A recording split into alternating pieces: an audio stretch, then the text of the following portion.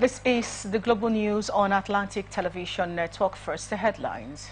Police deny releasing officers accused of extortion. INEC suspends rural elections in 3 states. APC to deepen internal democracy through science. Again, CBN raises import duty by 4.4%. Senegal president postpones February presidential poll. Recross hints collaboration with Portable. Angola president reacts to Super Eagles' defeat.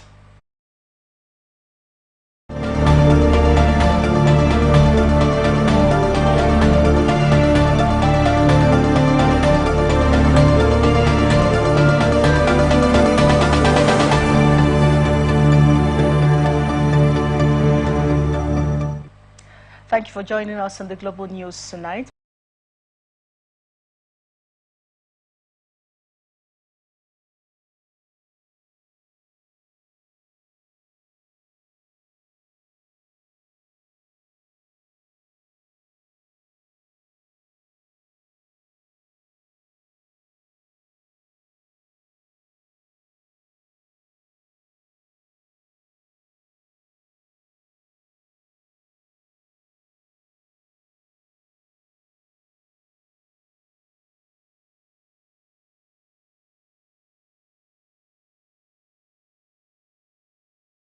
Second, about a fresh complaint filed against them.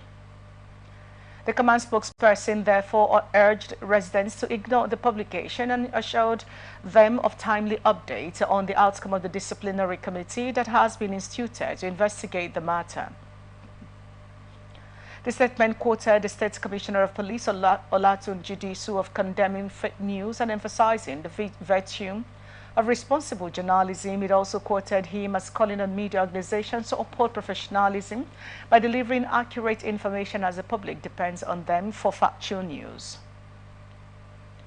President of Port Harcourt Chamber of Commerce, Industry, Mines and Agriculture, Eze Samai Kelechi, has urged traders and other business operators in Rivers State to make good use of the opportunity offered by the Rivers State government in collaboration with Bank of Industry to access the ongoing very low interest loan to maximize their businesses. He gave the advice when the leadership of Reform the Traders Association of Nigeria Rivers State chapter paid him a courtesy visit at his office in Port Harcourt, saying that it was the chamber that nursed the idea of giving low interest loans to small and medium-sized enterprises and sold some idea to the Rivers State governor during their protest at Government House, adding that FASIMA have collaborated with the Ministries of Commerce and Industry and Agriculture in creating awareness to all the businesses at the 23 local government areas of Rivers State. Sir Elechi appealed to the traders not to relax at their comfort zones and expect when the government will beg them to participate, hence the need for them to follow the laid-down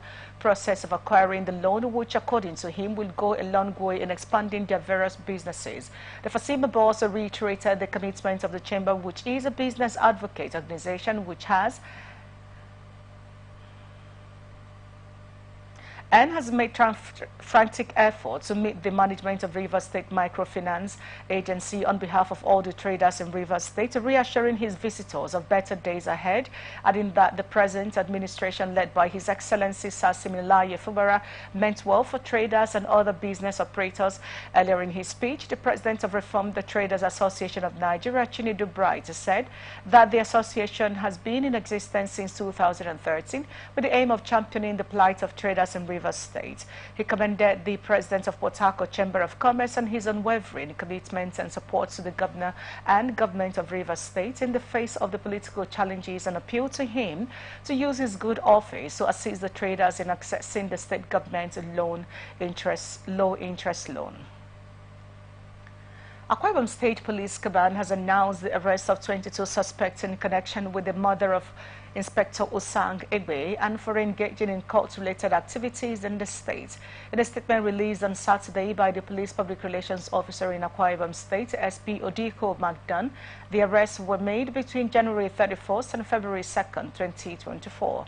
He said the command would escalate its efforts against criminal elements in the state, ensuring that perpetrators of heinous crimes are brought to justice. The statement further revealed that efforts are run to arrest other fleeing suspects.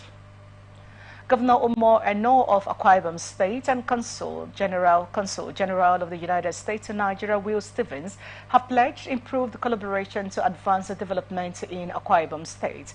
The Chief Press Secretary to the Governor, Ekerete Udo, made this known in a statement on Saturday in Uyo. According to Udo, the Consul General of the United States to Nigeria, the Honorable Will Stevens, has lauded Akwa Ibom State Governor Pastor Umar Eno on the developmental strides currently ongoing in the state. Udo noted that his principal will while thanking the Consul General for finding the time to visit the state, expressed his administration's readiness to collaborate further with American investors in the areas of oil and gas, blue economy, agriculture, and tourism.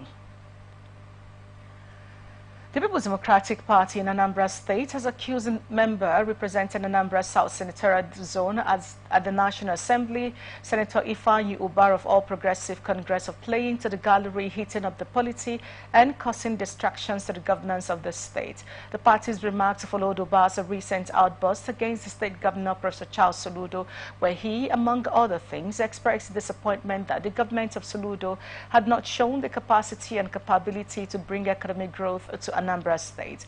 Ubah had also added that the general outcry in the state was that the APGA government had failed, hence he needed to succeed Charles Soludo of APGA to bring in direction-driven leadership. But speaking to newsmen in Enugu State, where he came for consultations with stakeholders of his party, the Anambra State Chairman of PDP, Chief Chigozie Igwe, insisted that Ubah's attacks on Soludo and statements suggesting his interest to replace him as governor was ill-timed and unwarranted. Igwe also queried the basis for the senator's quest to be governor of Anambra State when, according to him, Ubah's performance at the upper chamber has been woeful. The Independent National Electoral Commission says it has suspended the ongoing rerun elections in specific constituencies in Enugu, Kano, and Akwa Ibom State due to disruptions, irregularities, and abduction of election officials. The affected areas are Enugu South 1 State Constituency, Enugu State, Ikono Ini Federal Constituency, Akwa Ibom State, and Kunchi Sanyawa State Constituency, Kano State. The electoral body disclosed this in a statement signed by its National Commissioner and Chairman in the Information and Voter Education Committee, Samuel Lumekun, on Saturday. The decision came after INEC earlier said it was monitoring cases of thuggery and hijacking of electoral materials in this state. According to INEC, elections were suspended in all 8 polling units where the original result sheets were not available for inspection by voters before the commencement of polls in Enugu South 1 constituency. Similarly, in Akwa Ibom State, INEC noted that elections were suspended in 2 polling units, Village Hall Edem Urwa 003 in Ini local government and Village Hall Mbiabong Ikot Udo 003 in Ikonol LGA, where all election materials were carted away by hoodlums. For Kunchi in Sayawa State Constituency in Kano State, INEC said elections were suspended in all 10 polling units in Kunchi LGA due to invasion, vandalization and disruption by thugs. The electoral umpire said its decision aligns with the provisions of Section 24, subsection 3 of the Electoral Act 2022. It stated that further necessary measures for the affected constituency will be announced after the Commission's meeting on Monday. INEC invited the security agencies to investigate the incident, what the Commission commits to thoroughly interrogating any breaches involving its officials. INEC said it is conducting by and rerun elections in 80 local government areas and across 26 states of the Federation. The elections are being conducted to fulfill vacancies in not less than 3 senatorial districts, 17 federal and 28 constituencies spread across 80 local government areas, 575 registration areas and wards, and 8,934 polling units involving 4,904,627 registered voters, out of which 4,613,291 PVCs have been collected. The Ogun State Governor, Prince Dakma Abiodun, has said that his administration is irrevocably committed to the development of the state and the well-being of its citizens. Prince Abiodun stated this on Saturday to mark the 48th anniversary of the creation of the state. Ogun State was created in 1976 by the regime of the late General Murtala Mohammed. The governor noted that despite various challenges of the Gateway State has become one of the most prosperous states in Nigeria through the efforts of successive administrations. Prince Abiodun praised the contributions of his predecessors, who he said laid the foundation of what the state is today. The governor also praised the people of the state for peacefully coexisting with one another in the last 48 years without communal crisis, even as he called on them to maintain such unity for the progress of the state. Prince Abiodun assured that his administration will continue with the upward growth trajectory of the state through the building our future together mantra as encapsulated in Isaiah. Osun State Governor Ademola Adeleke has disclosed that his administration would not allow warmongers and sponsors of violence thrive following the renewed hostilities between Ifon, Orolu and Ilobu communities in the state. The governor, while on visitation tour of the crisis-prone communities of Ilobu, Erin, Osun, Ifon, after a security stakeholders peace meeting, he stressed the need for everyone to allow peace to reign to endure development to the state. A statement made available to newsmen on Saturday by Governor Adeleke's spokesperson Olawale Rashid disclosed that leaders of communities in separate presentation explained their grievances to the governor, who assured them of his administration's commitment to permanently resolving the crisis. According to Governor Adeleke, the resolutions and other political strategies already adopted by his administration would tackle the root causes of the clashes, repeating his resolve to deal harshly with those behind the communal unrest. Governor Adeleke was accompanied on the tour by the National Vice Chairman of the PDP for the Southwest Zone, Honorable Kamar Ajisafe, the Commissioner for Information Public Enlightenment, Oluomo Kolakbo Alimi, the Special Advisor on Transportation, Moshood Yakub, amongst others. Oyo State Government on Saturday installed and presented instrument of office to 7 traditional rulers in the Ogbomoso axis of the state. The newly installed traditional rulers are the Oladanbon of Odabon, Prince Adeyemi Joel, Olushola Baale Yaku, Chief Ojewumi Sunday, Oyeniyi Are Alasa, High Chief Joseph, Oyelola Oyedele Abeser of Ogbomoso, High Chief Kasali Oladapo Yusuf. Others are Onibo Shunla of Oboshunla, Oba Mustafa Bello Oyedemi, Amura of Ladokun, Oba Olakunle Samuel Oladeji Alagbe, and Balogun of Ikoyi, Ile Chief Adeshina Sunday Victor. Presenting the instrument of office to the traditional leaders, Governor Seyi Makinde urged them to achieve a common goal in Ogbomoso land. The Commissioner for Local Government and Chieftaincy Matters, Olusegun Olayola, on behalf of the governor, presented the staff of office to the newly installed Baale and chiefs in Ogbomoso land. The commissioner stressed the importance of unity, tolerance, and dedication in their leadership roles.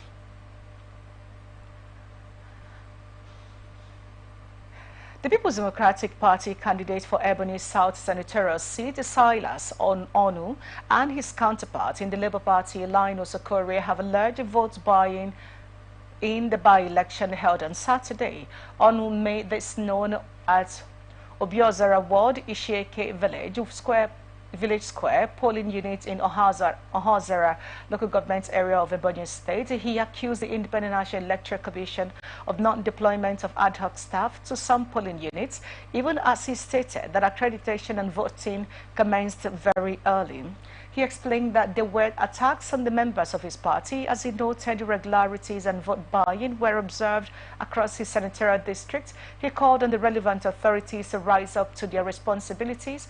On his part, Okorie complained of late arrival of election materials, as he also noted that some voters were attacked by thugs who disrupted the voting process in some polling units. The Labour Party candidate spoke at Enuago Onitsha Ward, Isiama Town Hall polling unit 011 in the Onitsha local government area of Ebonyi State, where he cast his ballots.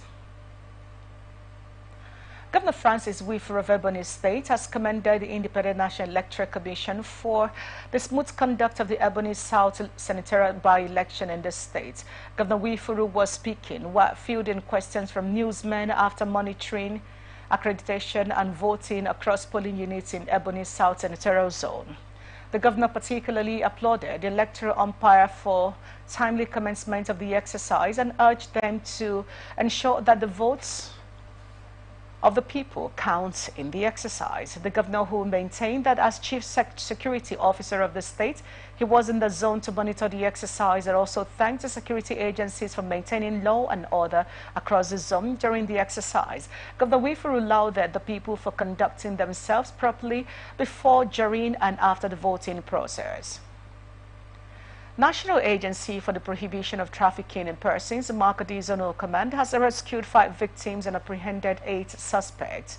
Among those arrested were an 80-year-old woman, Innocent Josephine, and a 56-year-old woman, Ude Rosaline, both identified as key players in the trafficking. Other members include Samuel Takura, Williams Minde, Selina Obiasogo, Virginia Okonkwo, Antonia Honora, and Ede Sunday Ngozi. The zonal commander Gloria Bai told journalists on Saturday that efforts were ongoing to apprehend Maman Namde, who is at large. She disclosed this in a statement issued and made available to journalists on Saturday in Makodi.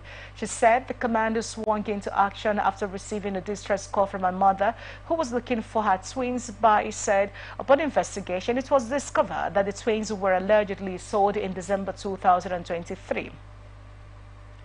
She, however, urged the public to exercise caution when approached by individuals offering assistance with child education, emphasizing the prevalence of the buying and selling of children under the guise of adoption. She enjoined those seeking to adopt a child to contact the State Ministry of Women Affairs for proper guidance and stop transacting with criminal elements. Kwara State government has warned traders to desist from encroaching on roads while displaying their goods for sale. The Commissioner for Environment, Malam Shehu Danusa, made the warning during the enforcement of the state environmental law on Saturday in Ilorin. He said that despite the ministry's sensitization, advocacy on radio, television, and newspapers on the need for marketers to adhere strictly to the state environmental laws, some still refuse to comply. The commissioner said that lack of compliance had necessitated the task force to enforce the law, adding that offenders would be prosecuted. He therefore warned environmental violators to desist.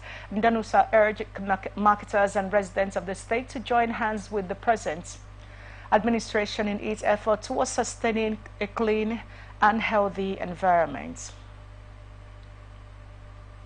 4 policemen have been allegedly killed and a cache of ammunition stolen when suspected terrorists believed to be fighters of the Islamic State of West African province attacked a police station in Ganzai, local government area of Borno State. ISWAP fighters stormed the police station at Gajiram, the town, and opened fire on the policeman on duty. A security source who spoke on a condition of anonymity because he is not authorized to speak said the terrorists also set part of the police station on fire during the attack, which took place late Friday. Borno State has repeatedly come under several severe attacks from insurgents and terrorists despite the efforts of the military and other joint security operatives to contain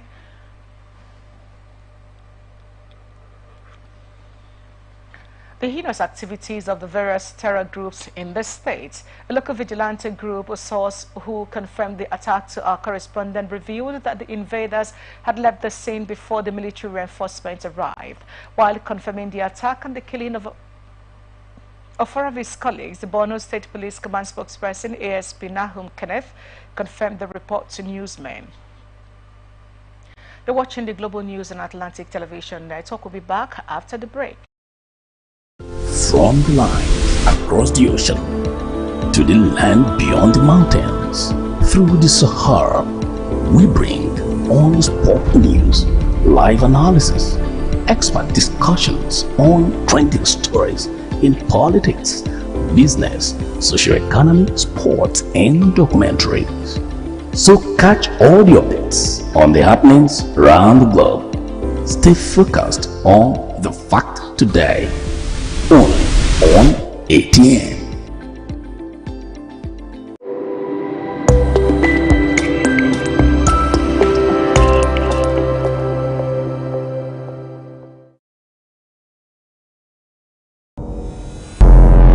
Every day, our lives are changed by history.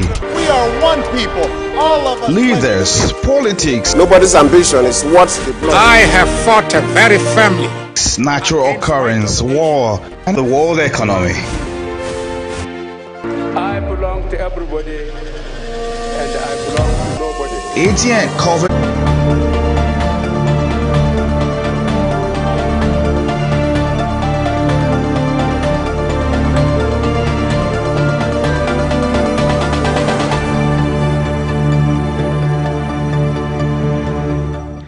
Thank you for staying with us on the Global News. Here is the rest of our stories. The new Nigeria People's Party is still battling to balance leadership at the national level. Some expelled members of the party still parade themselves as leaders of the party. The acting national chairman of the party, Abba Kawu Ali, told newsmen in Abuja that the court order was not only served for the expelled members to stop parading themselves as NNPP leaders, and that media houses were also copied. The record straight on the misconduct of some elements who have no stake and no qualms of conscience in our party. They continue to parade themselves as leaders of a great party. Obviously, they are impostors. These people were expelled from the party in line with our constitution. Not only that, there is a restraining order of a competent court, a court of competent jurisdiction, stopping them from parading themselves as national working officers of our party. They neither challenged that order nor did anything to vacate it. As we are talking to you now, that order is subsisting. It is valid. Flowing from the above, ladies and gentlemen of the press, the activities of this renegade group amount to a contempt of court, which the laws of our great country fronts at. This court order was not only served on them, we made copies available to most media houses. Ali said NNPP is advising the general public to be wary of the expelled group and avoid doing any party business with them. We also want to place it on record that this group of people have ceased to be members of our party. And this has been affirmed by a valid judgment of court,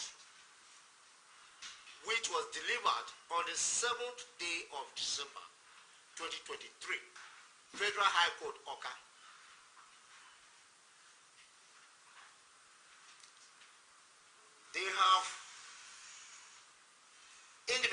collectively suffered losses at the courts in their misadventure of fighting to destroy NNPP. Their efforts to drag the judiciary into their shenanigans have been totally resisted by the courts, which have consistently ruled against them and dismissed their unfounded claims as members of NNPP or National Working Committee members of NNPP.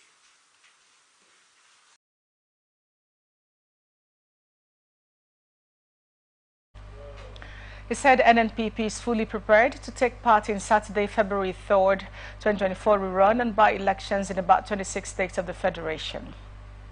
NNPP is fully prepared to take part in the Saturday, February 3rd, 2024 rerun and by-elections in about 26 states of the Federation. The Independent National Electoral Commission has published the names of our candidates who are battle ready to wrestle power from the incompetent, clueless leading parties. We also have uploaded the particulars of our polling agents. We are therefore calling on Nigerians to cooperate with INEC to deliver a credible election come Saturday, 3rd of February 2024.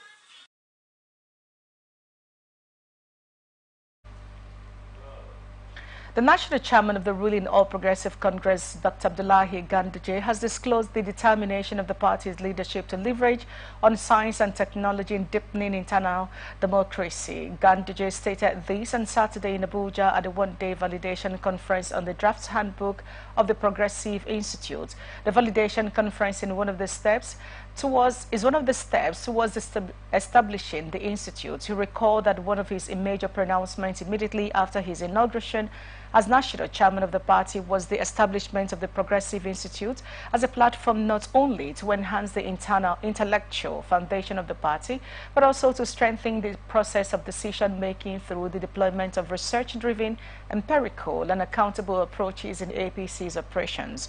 According to Ganduje, the conference was important as it was to review the draft handbook of the Progressive Institute, which he said would serve as the party's think tank as well as its intellectual resource center. According to him, the essence of developing the handbook as part of the initial foundational materials of the Institute is to ensure global standard and thoroughness in the development of both the intellectual and professional materials of the institution.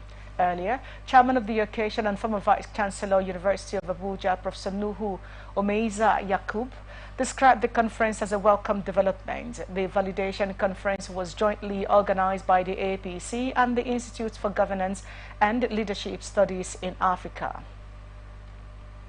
The National Working Committee of the People's Democratic Party has ratified the appointment of Ajisafe Toyeshe from Osun State as the party's national vice chairman Southwest. The party's national publicity secretary Debolo Gunugba made the announcement in a statement made available to newsmen in Abuja on Saturday. He said the approval for the appointment of Toyeshe was ratified by the party's working committee on behalf of the National Executive Committee. He further stated that the appointment of Toyeshe was a sequel to the sudden death of the former vice chairman of the zone, Soji Adagunodo, who died on May 20, 2023. The party described Toyeshe as a loyal party member who diligently served the PDP as member of the 2023 Presidential Campaign Council. The National Hajj Commission has announced the final fare for this year 2024. The chairman of the commission, Malam Jalal Arabi, said that intending pilgrims from Nigeria's southern center are required to pay $4,899,000 as Hajj fare, while those from the northern center will pay $4,699,000. However, those from Yola and Maiduguri center will pay $4,679,000. The Deputy Director of Public Affairs, Fatima Sanda Usara, recorded that the chairman of NACON had initially aimed to maintain the 2024 Hajj fare at 4.5 million, NACON assured the public of its commitment to ensuring a smooth and successful Hajj pilgrimage for all participants. Despite the challenges posed by foreign exchange factors, the Commission appreciated the understanding and cooperation of the Nigerian Muslim community. The Ministry of Information and National Orientation has received the Independent Petroleum Marketers Association of Nigeria and courtesy visit requesting for partnership with the ministry and its agencies, Nigeria Television Authority, Voice of Nigeria, and Radio Nigeria for production of program and airing on its platform titled Ipman Today in order to end fake news about Ipman. The president of Ipman, Abubakar Mai Gandhi, while disclosing the purpose of Ipman visit to the ministry, said the aim of Ipman radio and television program is to help government to fight against fake news. Thank you for seeing the Federal Ministry of Information and National Orientation and its agencies, especially the public broadcast facilities, the FRCN and the NTA, as a veritable partner in your quest and your desire to stamp out fake news from our land. Fake news has done so much damage to all of us as a nation. Of course, it is not just a Nigerian problem, it is a world problem, and that Nigeria fully subscribes to that. We are looking forward to this initiative by this global body so that the issue of fake news and the danger it portends for our collective existence will be mitigated. The program you talked about, Ipman Today, I think is a very good initiative, and I want to tell you that the Federal Ministry of Information and National Orientation will give you every support. You know that airtime is also paid for, just like petrol that you are also marketing is paid for. But there are areas where, when it is necessary, that all of us have to come together for the good of the nation. This is one such cause, and I assure you that this government is open to that. But not only the public broadcast facilities, we have other private media organizations, and I'm sure all of them, both those in print and those in the electronic media, the television and the radio stations, will partner with you, because all of us are desirous of having a society that is free from the dangers of fake news. So I will encourage you, and I will also talk to them. The Broadcasting Organization of Nigeria partners with this ministry. We'll continue to talk to them to support you. We'll also urge you to reach out to those in the private sector so that together, collectively, we can fight this danger out of our land. While responding to Ipman, the Minister of Information and National Orientation, Mohammed Idris, thanked the Ipman for seeing the ministry with high value to partner with and their desire to scrap out of fake news, assuring Ipman of his full support. In ensuring adequate and precise information dissemination regarding our association, there are many times where the issue of petroleum product has become a topic of fake news in Nigeria. Despite the dynamic effort of the federal government in nipping such fake news in the bud, there are sometimes no precise channels through which we, as an association, could support the government in mitigating the propagation of fake news. In this regard, we wish to solicit for broadcast airtime from the Honorable Minister of Information and National Orientation, Dr. Mohammed Idris Malagi.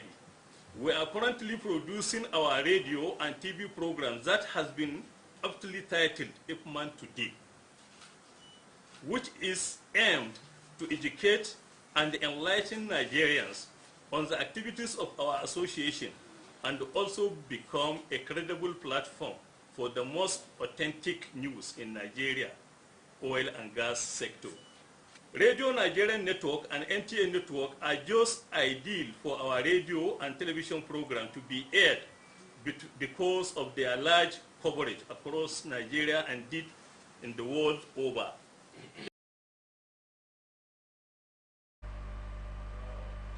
The Civil Society Legislative Advocacy Center Tax Justice and Governance Platform, with support from Christian Aid, has addressed Nigeria's fiscal challenges and public debt management.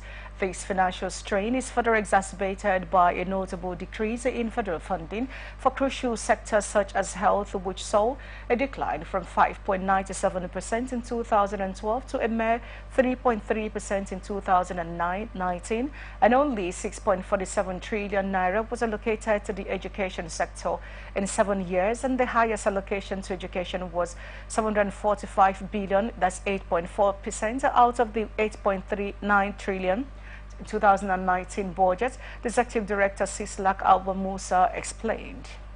Debt crisis, the education budget has consistently dropped from 6.5% to 5.7% and 5.4% of the 2020, 2021 and 2022 budget respectively. There's no way we can expect any development with this kind of poor allocation to very critical sector in the country. Countries are progressing because they pay attention to education, to healthcare system in the country, in their countries. But in the case of Nigeria, some frivolous and wasteful expenses are given more priority than sector that can help rejuvenate the economy and create the well-being for the people in the country. So this is a serious concern, and we as civil society organizations, we are calling on the attention of government, both at the federal and the state level, to begin to really do something workable, practicable, that can improve the status of our healthcare system, status of our educational system. Our children are on the streets, roaming around. They cannot even afford to go to school. Even primary school is becoming difficult because there are no classes, no classroom, no desks, no teachers. The same thing also at the secondary school level. Musa stressed that Nigeria is facing a critical economic challenges marked by a substantial allocation of its revenue towards debt servicing due to poor management of government funds. A critical analysis of the Nigerian debt sustainability also reveals that concerning figures, the debts to GDP ratio stand at 45%, 0.4%, surprising the self-imposed limits of 40%. Furthermore, the debt servicing to the revenue ratio has reached 73.5%, significantly higher than the recommended 50% threshold. Ladies and gentlemen, this unsustainable level of public debt highlights the need for reassessment of government spending and revenue generation. At the heart of everything here, you could see lack of prioritization of social sector and lack of concerted effort by the authority to be more creative, to be able to find more revenue that can actually help with the development. The big threat we have now, companies are leaving the country because the ease of doing business is not even being encouraged now, and many absent of infrastructure like communication, like electricity, and even water in some instances, and even road, infrastructure. It's making companies, local and international, to operate in Nigeria. And where they operate, you see the cost of operating is very high.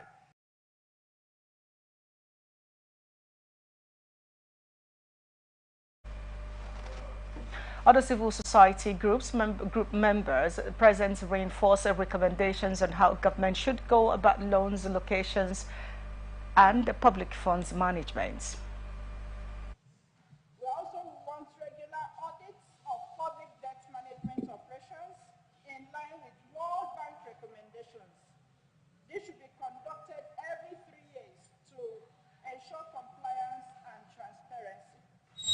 The Nigerian government dependence on international and especially private creditor borrowings. Incentive frameworks should provide for relevant agencies.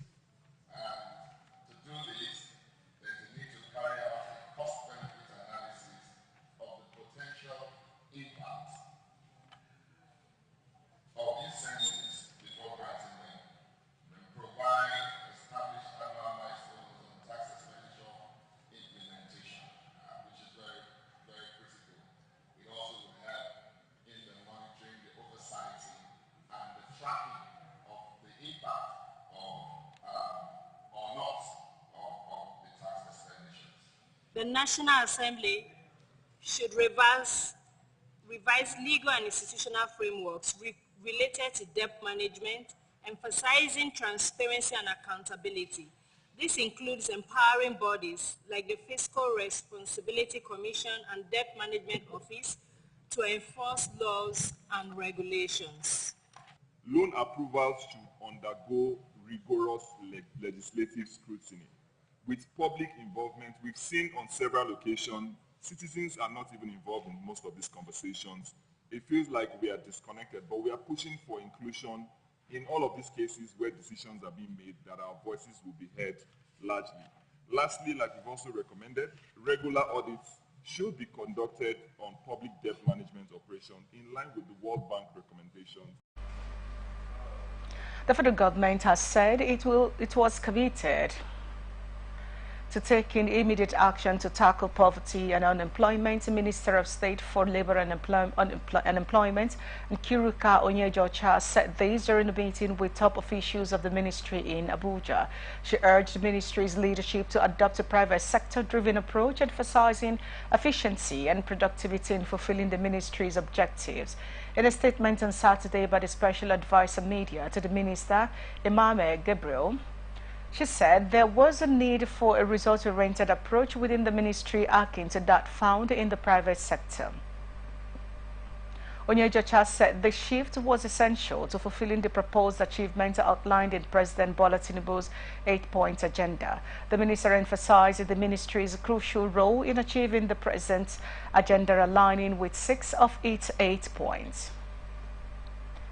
The Embassy of Palestine to Nigeria says Israeli genocide war against Palestinians people is about 118 days and the casualty toll has risen to 751 and 638 persons injured. The ambassador of Palestine to Nigeria, Abdullah Shawish, said this while briefing newsmen in Abuja, appreciating the South African political leaders for their strong stance in upholding international law and holding Israel accountable of its crimes. It's shared benefit. We all should work hand to hand to achieve it. No one's safe until everyone is safe. In the 180 days of the Israeli genocide war against the Palestinian people, the casualty toll has increased to 60,751 Palestinians killed and 65,636 persons injured. Among the dead are 11,500 children, including babies and toddlers. I would like to start by extending many thanks to South Africa with political leaders and people for their strong stance in upholding international law and holding Israel accountable for its crime. We welcome this historical move for the first time ever. After 75 years of violating and trampling international law with full immunity and impunity, Israel will be in the right place it deserves, in the defendant box, being used for committing the crime of genocide.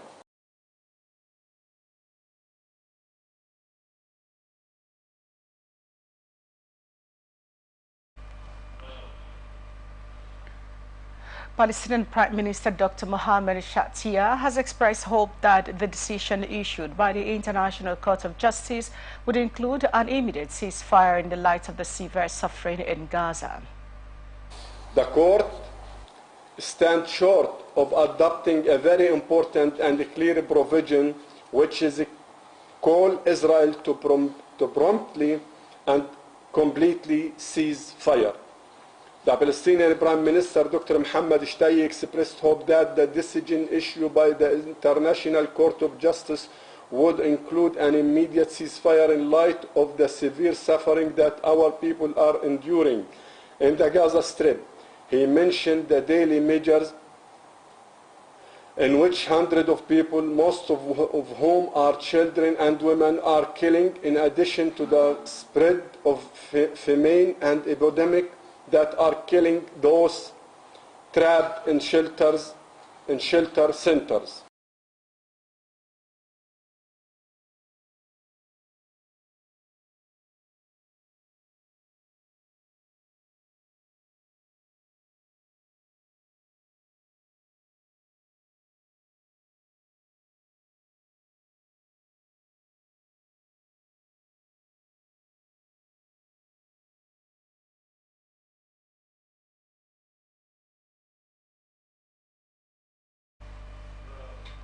He said Palestinian government has called on all countries that withdraw their funding to review their move and refrain from it in favor of Palestine.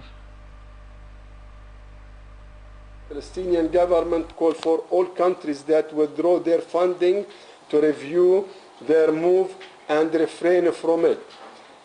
At this exact time, all hands should be in deck, not on the Israeli ruffled treasures. It became clear to all the political commentators that this war is not to accomplish the two main declared goals, the total elimination and dismantling of military capabilities of the Palestinian military factions and the return of the hostages to their home. Israel did not accomplish either of these two declared goals. It is a war to save the current Prime Minister's office and the other fanatic and messianic minister's office. This means that both the Israeli and Palestinian became scapegoat for Netanyahu to avoid being jailed for the previous 3 cases and other ones he will be accused of after the war. And here is the business news on Atlantic Television Global News tonight. The federal government, through the Central Bank of Nigeria, has raised the exchange rate for cargo clearance from 952 naira per dollar to 1.356 naira per dollar. This is coming weeks after the rate was increased from 783 naira per dollar to 152 naira per dollar. In November, the exchange rate for cargo clearance was raised from 757 per dollar to 783 naira per dollar, representing a 3.4% increase, and was later raised from 783 naira per dollar to 952 naira per dollar in December. Speaking on this on Atlantic Television Network Business, a socio-political analyst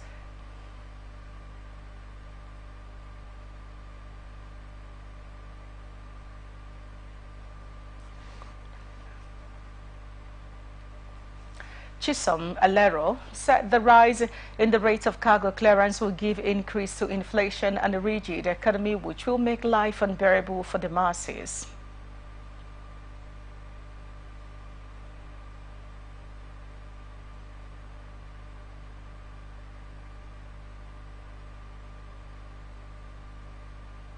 Yeah, and the masses will suffer. You know, even in our local markets, once they hear that dollar has increased, cargo rate has increased and all that, even in our local markets, people want to meet up. And so even the little things that will buy, everybody wants to increase their price rate to be able to meet up. So I think it's a really, really terrible situation because prices of goods, importation will be very hard. Prices of goods will increase. Shipment fees, like those of our people that buy from the other side of the world, yeah, we buy through the foreign currency, and you know, so it's going to be a really terrible situation for us over here. And coupled with the fact that dollar to naira right now is on a very high side. And From the line. Barely 24 hours after it increased the customs exchange rate to 1,356 naira 883 kobo per dollar on Fridays, the Central Bank of Nigeria has Saturday once again jacked up the rate to 1,413.62 naira per dollar. The new rate has since been reflected on the customs rate trade portal. The increase was vehemently opposed by importers and customs brokers when it first increased customs import duty rate by 43% on Friday. Describing the increase as devastating, the Chief Executive Officer of the Center for the Promotion for Private Enterprise, Dr. Muda Yusuf, said the drastic upward review of the exchange rate for the computation of the import duty from 952 naira to 1,413.62 naira per dollar would have a negative effect on businesses across all sectors. He stated that businesses are yet to recover from the shocks of the new round of currency devaluation resulting from the sudden unification of the exchange rate, which has driven the official exchange rate to about 1,400 naira per dollar. Tanko Ibrahim, the national coordinator of the National Association of Government-Approved Freight Forwarders, told reporters that the Apex Bank is not yet done with its fiddling with the customs exchange rate, as it plans to increase it again soon to 1,500 naira per dollar. In the meantime, federal government and Central Bank of Nigeria have denied the reported plans to convert foreign exchange in depositors' domiciliary account to naira. Some sections of the media reported on Saturday that the federal government had plans to convert the domiciliary account to naira as a way to strengthen the naira, but the coordinating minister of the economy, Wale Edu, in a statement said there was no iota of truth in the report, dismissing it as falsehood. And here is the international news for tonight. Senegalese President Macky Sall on Saturday announced the indefinite postponement of the presidential election scheduled for February 25th, just hours before official campaigning was due to start. In address to the nation, Sall said he signed a decree abolishing the previous measure that set the date as lawmakers investigate to Constitutional Council judges whose integrity in the election process has been questioned. It is the first time a Senegalese presidential election has been postponed. A November 2023 decree signed by Sall fixed the election for February 25th with 20 candidates in the running, but without two major opposition figures. Sall had repeatedly said he would hand over power in early April to the winner of the vote. After announcing he would not run for a third term as president, Sall designated Prime Minister Amadou Ba from his party as his would be successor. The Constitutional Council has excluded dozens of candidates from the vote, including firebrand anti-system figurehead Ousmane Sonko and Karim Wade, son of former President Abdoulaye Wade. Kenyan President William Ruto on Saturday blamed incompetent and corrupt government officials for a deadly gas blast in Nairobi that killed 3 people and injured 280. He said government officials issued licenses for gas installations in residential areas when it was very clear that it was the wrong thing to do. But because of incompetence and corruption, they issued licenses. Ruto said they should be sacked and prosecuted for the crimes they have committed. A truck laden with gas canisters exploded just before midnight Thursday in Mbakasi, a densely populated Nairobi district, unleashing a trail of destruction and sending people running for their lives. Fire erupted at a major Russian oil refinery in southwestern Volgograd region overnight after a drone attack blamed blamed on Ukraine. Ukraine has launched drone attacks on Russia for months following Moscow's almost 2 years offensive. Governor Andrei Bokharov disclosed this on Telegram. Bokharov, however, said no one was hurt. Industry giant Lukoil, which operates the refinery, says on its website it is the biggest producer of oil products in the Federal South District, which covers 8 regions of southwest Russia. The Russian army said air defense and electronic jamming had brought down and intercepted 4 drones in the region of Belgrade, which borders Ukraine, 2 in Volgograd, and 1 more in the Rostov-on-Don area. U.S. launched airstrikes on 85 targets in Syria and Iraq in response to last Sunday's drone attack on a U.S. military base. The White House had blamed an Iran-backed militia umbrella group for the attack that killed 3 U.S. soldiers. Iraq says that the U.S. retaliatory strikes will bring disastrous consequences for the region and that civilians were among the 16 people killed. Meanwhile, the U.S. says its forces conducted airstrikes against Iran-backed militia groups based in Iraq and Syria. However, Iran has denied involvement in the attack on the U.S. base, calling the accusations baseless and saying it was not involved in the decision-making of resistant groups. And here is entertainment news for tonight. American rapper Rick Ross has hinted at working with Portable, Odumodu Black, Asake, Amare, Uncle Rap Waffles, and other African artists this year. The Maybach music boss dropped the hint in a video message shared via his Instagram page recently. The features are expected to appear in his upcoming studio album, Champagne Moment. Rick Ross also mentioned Ghana's Stonebwoy, Black Sharif, and Nasty C from South Africa as some of the African artists he would love to work with. Recorded the 48-year-old has previously collaborated with P Square, Yemi Alade, and Tanzania's Diamond Platinums.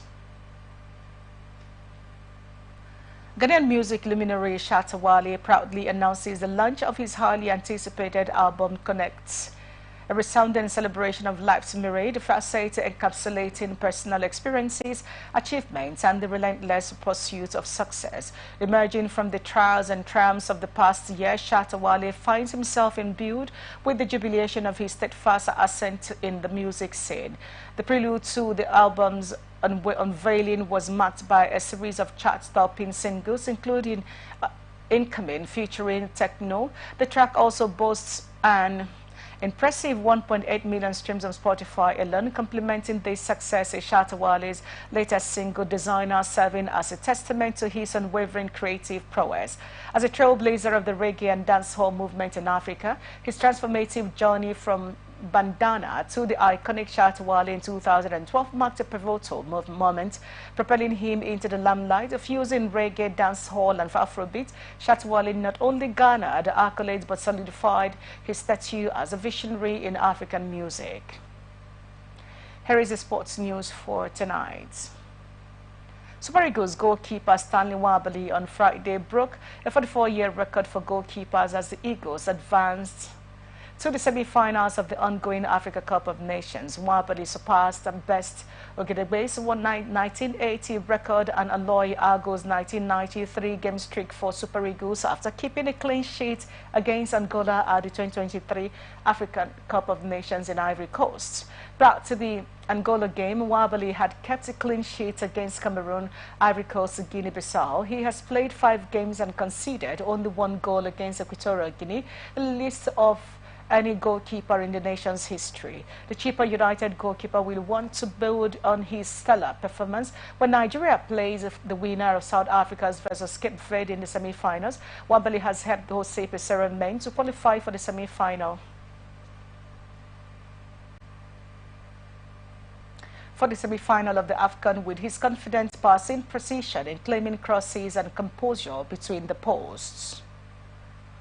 President of the Republic of Angola, João Lourenço, has said he is happy with the team's performance at the 2023 Africa Cup of Nations. The Palancas Negras were eliminated from the competition by Nigeria on Friday. It was the 3rd time they had made it to the AFCON quarter finale, Ademola Lukman scored the only goal as the Super Eagles sent Angola packing. Despite the loss, Lorenko urged the players not to be heartbroken, as the country is proud of their exploits in Cote d'Ivoire. La Liga are using a lip reader to investigate Real Madrid midfielder Jude Bellingham allegedly insulting Getafe forward Mason Greenwood. Bellingham appeared to say something to his fellow Englishman during Real Madrid's 2-0 win at Getafe on Thursday. Greenwood is on loan until the end of the season from Manchester United. The striker was suspended by the Premier League club in January 2022 after the allegations emerged of him abusing a woman. Manchester United decided Greenwood should continue his career elsewhere following internal investigation after charges against him, including the rape and assault, were dropped in February 2023. Bellingham, 20, has taken La Liga by storm since his arrival from Borussia Dortmund in the summer and is the division's joint top scorer with 14 goals. And that's the global news for tonight. But before we go, here is another look at the major stories. Police deny releasing officers accused of extortion. INEC suspends rerun elections in 3 states. APC to deepen internal democracy through science. CBN raises import duty by 4.4%. Senegal president postpones February presidential poll. Rick Ross hints collaboration with Portable. Angola president reacts to Super Eagles' defeat. I'm Vivian Douglas. Thank you for watching. You can follow us on our social media page. On X, we're Atlantic TV Net. On Instagram and TikTok, we're Atlantic TV Network 1. On Facebook and YouTube, we're Atlantic Television Network. Do remember that peace and unity remains a pathway to progress. Have a good night.